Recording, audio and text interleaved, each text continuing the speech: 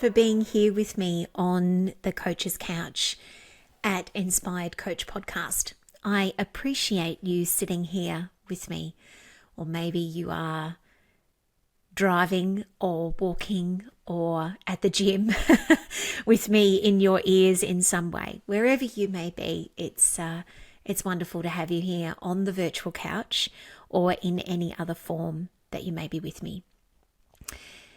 I have no idea where today's episode is going to go. I feel like I'm just riffing with you about this particular topic that has actually been on my mind to share with you for some time.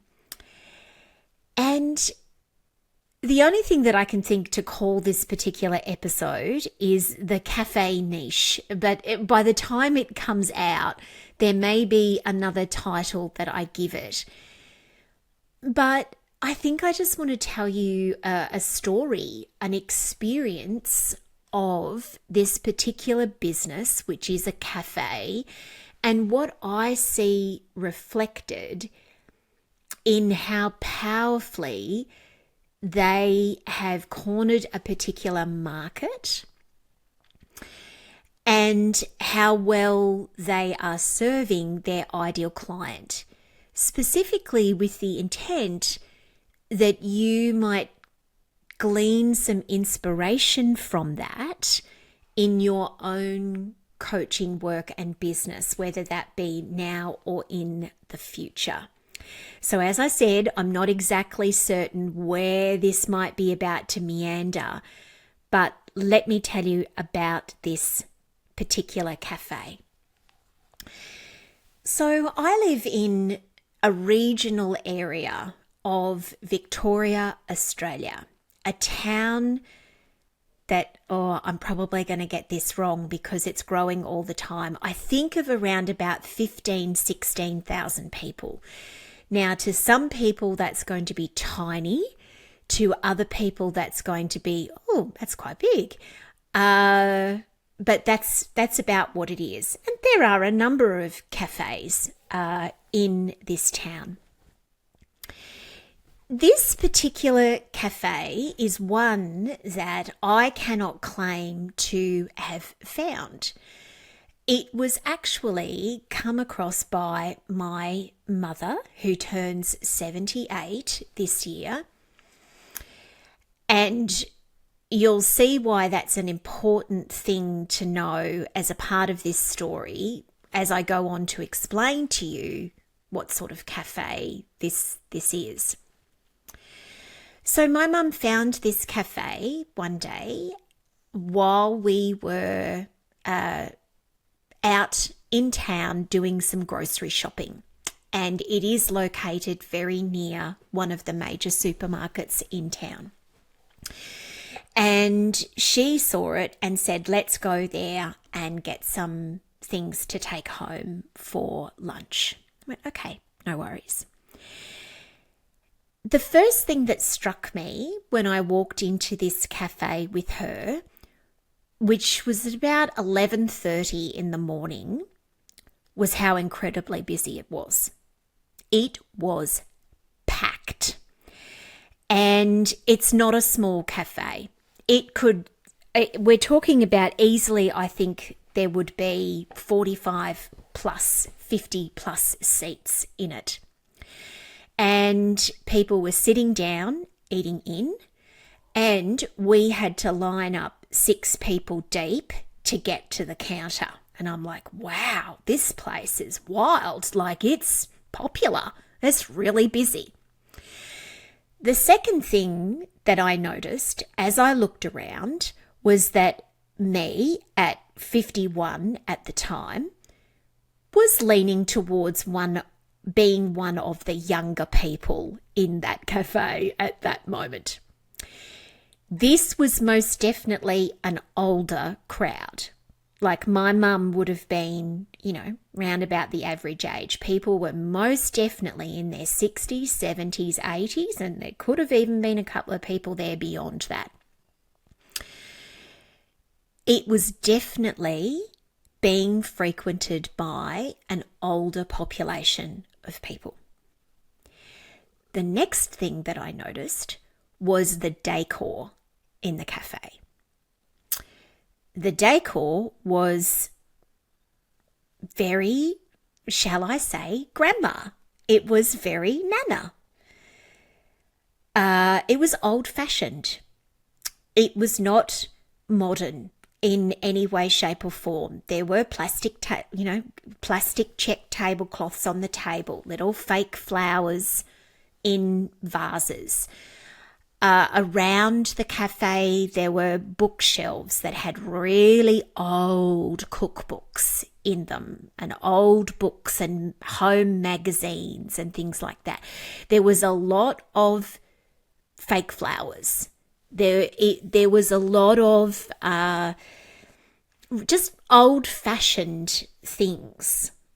Not in a vintage chic sort of way, but in an old-fashioned kind of way, like an out-of-date, if you considered yourself a modern person, an out-of-date kind of way. But obviously, for the clientele, very appreciated. It must have, I imagine, made them feel very welcome, very homely, something that was really appealing to them. The next thing that I noticed as we got closer to the counter was about the food that was being served.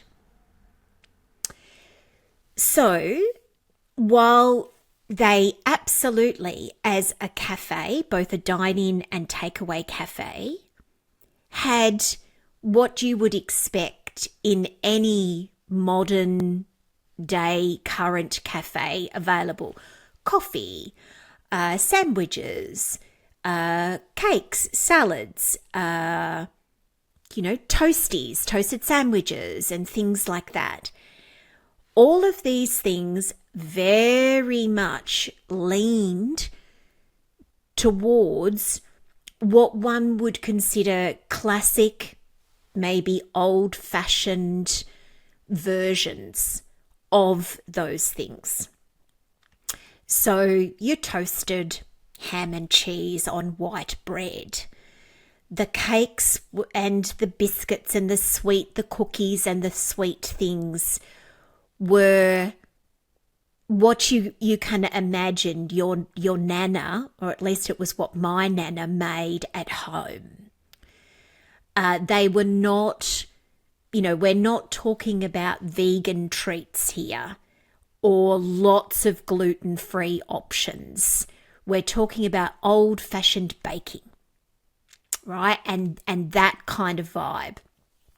And one of the things that was a really big tip-off for me with that is that they were selling packs of mixed sandwiches, like the old-fashioned 4-point mixed sandwiches, which you don't really see in many places anymore, but were incredibly popular in the 70s and 80s.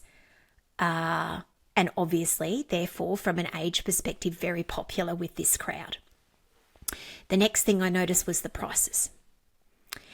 Now, I'm not going to tell you that the prices were so alarmingly different or inexpensive to anywhere else, because they were not. However, there is no doubt that when I looked at the price that they were charging for their food and for their coffee, it was running under what many other modern cafes, other cafes in our area and in other big cities that I've seen were offering. They were less expensive.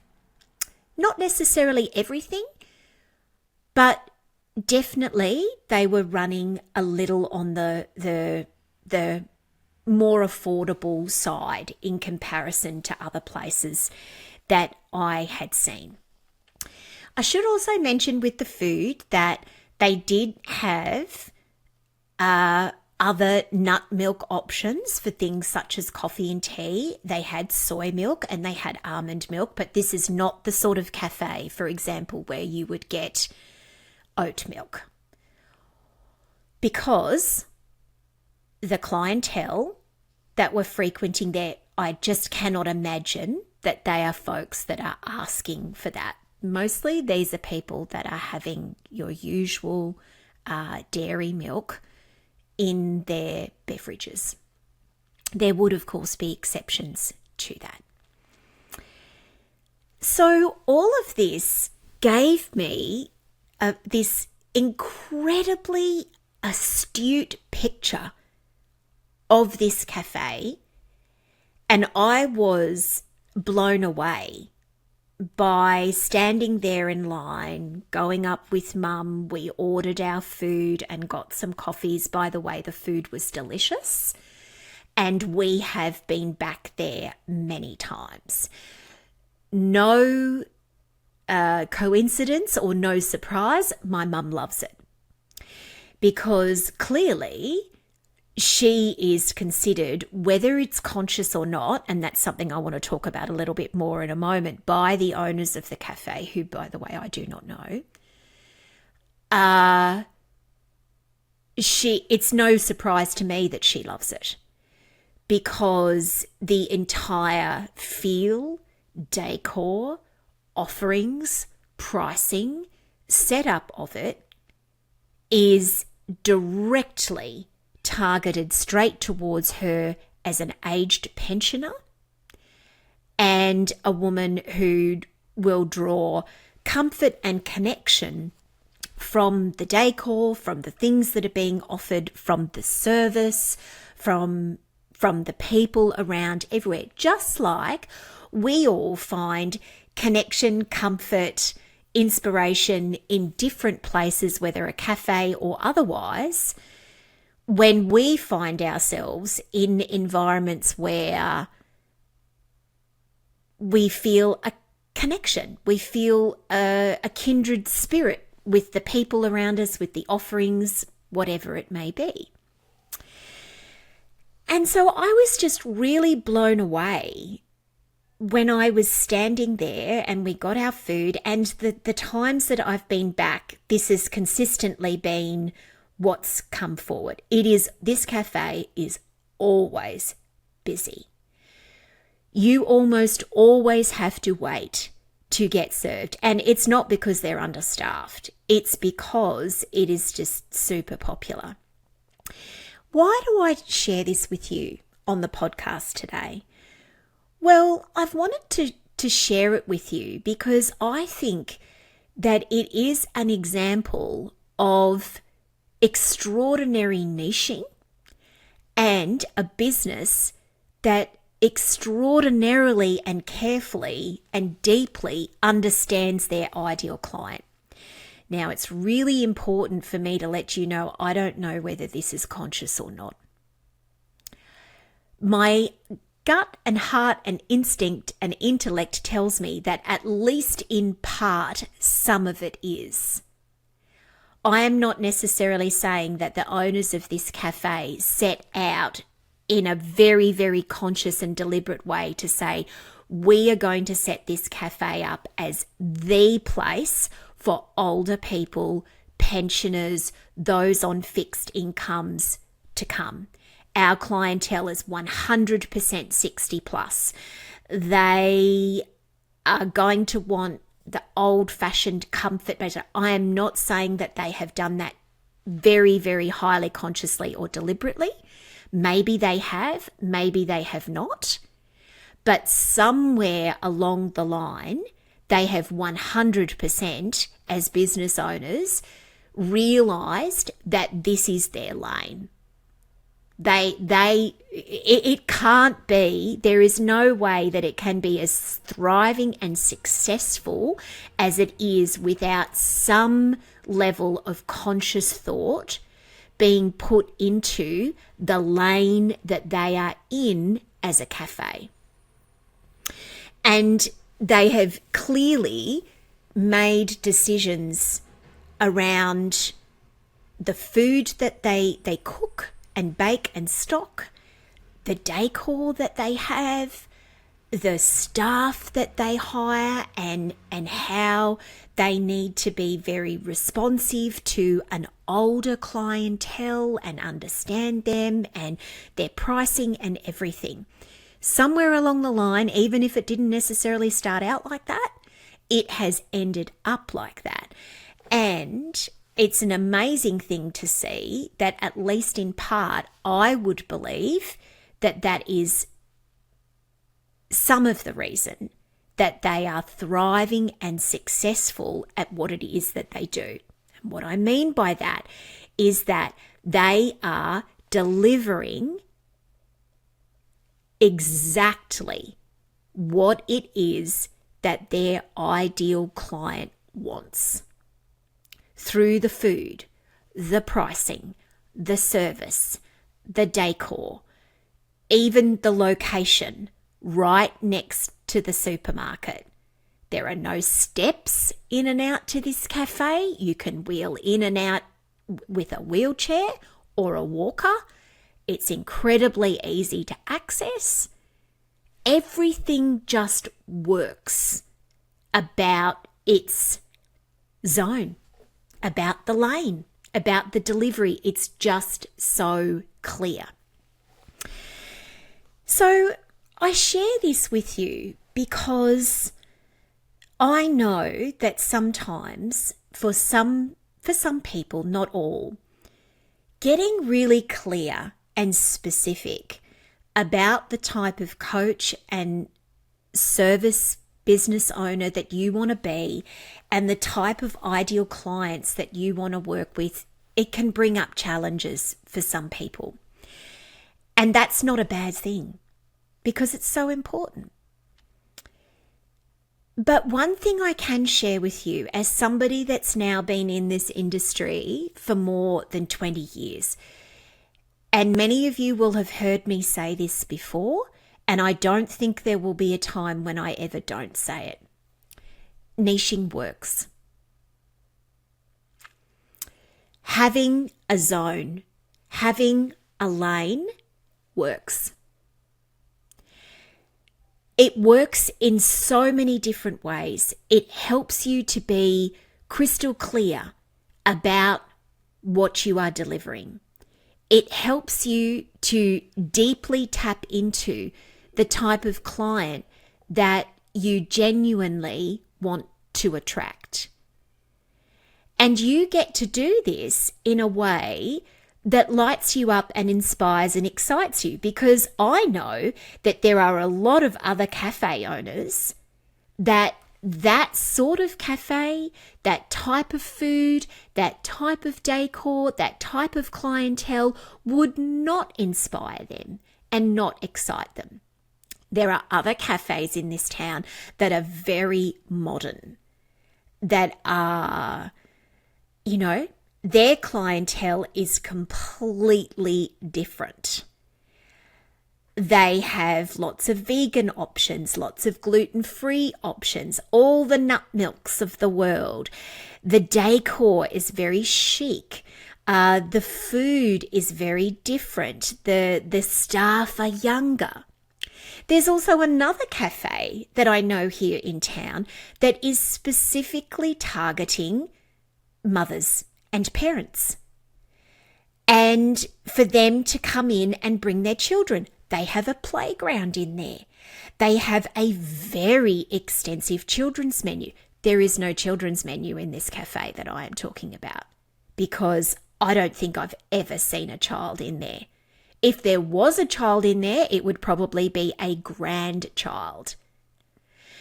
But that other cafe that I'm talking about they're deliberately targeting mothers and encouraging mums to come in for coffee dates and play dates with their kids. And there's a playground and there's lots of options on the menu for children to eat. It's Baby Chino Central in there. They're targeting different clientele. I have been to all of these cafes. I am not a mother of a young child, but I do love coffee. I'm happy to go and get a coffee anywhere if someone wants to meet me for a coffee. But it is the specific nature of these cafes and how they are niching the zones that they are consciously placing in, that is, I can see from the outside as a businesswoman myself and somebody who loves business and other small business owners, they're thriving. And I know that one of the reasons, in fact, probably the primary reason, I am absolutely confident to say, is because their niche is clear and they know their ideal client and they are doing everything possible to serve them. So, two things here in closing up. If you are still in the process of choosing and working out your niche, keep going. It's important and it works. If you already know what your niche is and who your ideal client is, that's wonderful. If it's been a while since you visited that work and you think that there may be an opportunity for you to get even clearer and even more detailed and more specific about what you're offering, how your coaching helps someone, and specifically who it's for, it's a good thing to visit and revisit again and again, every couple of years, every year or so when you're in business, because it helps you just be so owning, so crystal clear, so focused about who you are, what you do, how you serve, and how you help. And when you're clear and in your zone about those things, clients come.